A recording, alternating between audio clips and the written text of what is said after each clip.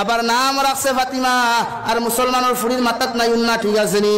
মুসলমানের ফুরির নাম ফাইলে গে রহিমা খাতুন মুখর মধ্যে যা আটা ময়দা আমুর করবি সিনাবি ডাকলো সারা লাগাই দিছে ঠিক আছে নি ও মুসলমান যুবক শরম লাগে না নিজের কি লজ্জা লাগে না শ্রেষ্ঠ জাতি হিসাবে আপনার আমি জমিনের মধ্যে আইলাম আল্লাহ দয়ার ইহসান করিয়া মুসলমান বানাইছেন শুধু আল্লাহর ইবাদত করার লাগিয়া কারণ এই জমিন কেন আপনার আমার দেওয়া হয়েছে পরীক্ষা এক্সাম দেওয়ার লাগে আমরা আইছি যদি আমরা এক্সামও কামিয়াব হই যদি পরীক্ষাতে আমরা পাস করি যেমন দুনিয়ার জমিনে যদি কোনো মানুষের মাস্টার ডিগ্রি যদি অর্জন করিয়া পাস হয়ে যায় লেটার মার্ক লাগাইয়া যদি পাস হয় সেই মানুষ জাতির চাকরি দেওয়া হয় তদ্রূপ কোনো মানুষে যদি ইবাদত করিয়া আল্লাহর জিন্দেগির না দুনিয়ার নাফরমানির থেকে নিজের ইবাদত করিয়া একজন মুসলমানের ইবাদত করিয়া যদি জান্নাতের মধ্যে যায় কামিয়াব হয়ে যায় সেই মুসলমানের ঠিকানা আল্লাহ জান্নাত রাখছেন সুবহানাল্লাহ আমি আপনাদের সামনে পড়ছিলাম আল্লাহ রব্বুল ইজ্জত ওয়াল জালালে ফরমায় কুল্লু নাফসিন যায়িকাতুল মাউত ওয়া ইন্নামা তুওয়াফাউনা উজুরাকুম ইয়াওমাল কিয়ামাহ ফামান যুহজিহা আনিন নার হে নবী আপনি জানাইয়া দেন আমি আল্লাহ কইয়া দিয়ার গোটা পৃথিবীর মখলুকাতে একদিন মৃত্যুর স্বাদ গ্রহণ করা লাগবো ঠিক কিনা দুনিয়ার কোনায় যদি থাকুক সাগরের পাতাল দেশের মধ্যে আমার বান্দা বান্দি থাকুক আমার নাফরমান থাকুক আমার যে কোনো মখলুকাত থাকুক না কেন আমি তার নির্ধারিত টাইমে তার জান কবজ করমু সুবহানাল্লাহ যদি আপনার লোহার পিঞ্জিরার মধ্যে বসিয়াও যদি কোন নাফরমানে কয় আল্লাহ দুনিয়ার জমিনে একটা লোহার পিঞ্জিরা বানাইয়া বইছি কোনো ছিদ্র নাই আল্লাহর জাতর কসম খইয়া খইয়ার উখতা কান্তুই খইয়া কয় আল্লাহ তোমার আজরাইল তো কোনোদিন আমারে পাইতো নাই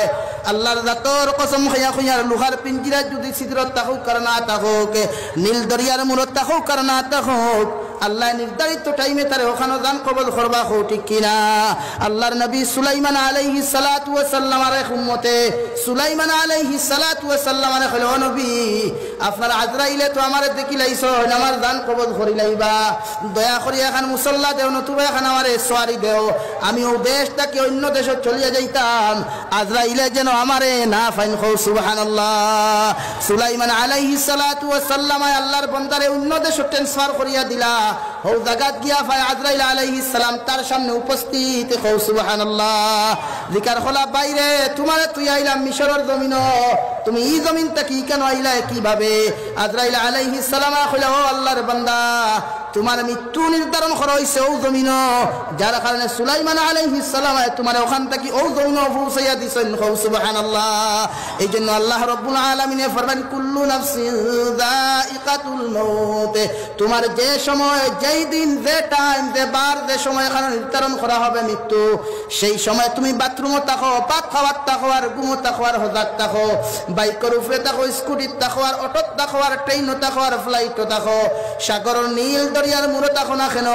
ওখানেও তোমার আল্লাহ তাআলা আজরাইল দি জান কবজ করাইবা কও সুবহানাল্লাহ এই কথাই কেন খোয়ার অর্থ হইল আল্লাহ দ্বিতীয় নম্বর পয়েন্ট গিয়া কইতরা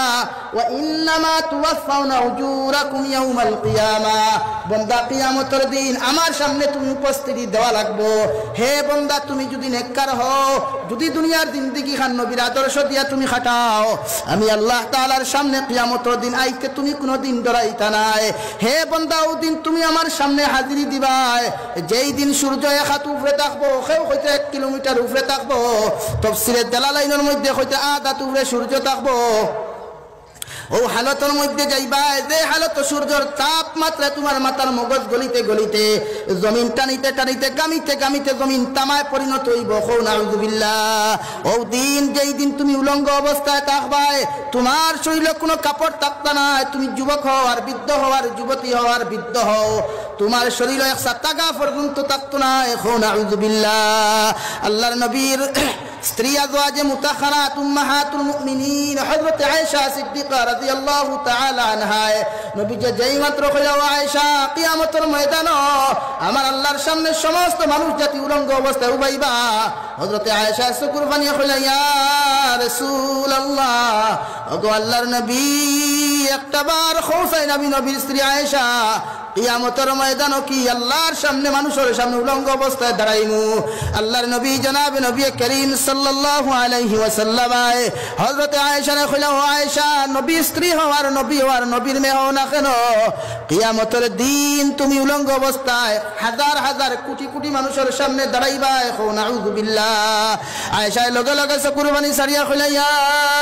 রাসূলুল্লাহ ওগো আল্লাহর নবী জীবনে কোনোদিন মদিনা কি মক্কা নগরীর পৃথিবীর কোনো মানুষ জাতি আমার চুল দেখছে না মানুষ জাতি আমার হাতের নখ গুনতা পর্যন্ত দেখলো না কিয়ামতের ময়দানে যদি আমি আয়েশা যদি উলঙ্গ অবস্থায় দাঁড়াই ইয়া রাসূলুল্লাহ ওগো আল্লাহর নবী আমি তো কিয়ামতের দিন যদি দাঁড়াই মানুষ জাতি আমার ফিগার আমার শরীর আমার হাত সব কিছু তো দেখি লাইব আবার নবী লগে লগে ফরমাইল আয়েশা কিয়ামতের ময়দানে এমন এক পরিস্থিতি নাদি লইব এমন এক পরিস্থিতি দেখা দিব গোটা পৃথিবীর সমস্ত মানুষ জাতি সামনে দিক তাকানি তো দূরের কথা উপরের দিকে তাকাইবার পর্যন্ত ক্যাপাসিটি থাকতো না সুবহানাল্লাহ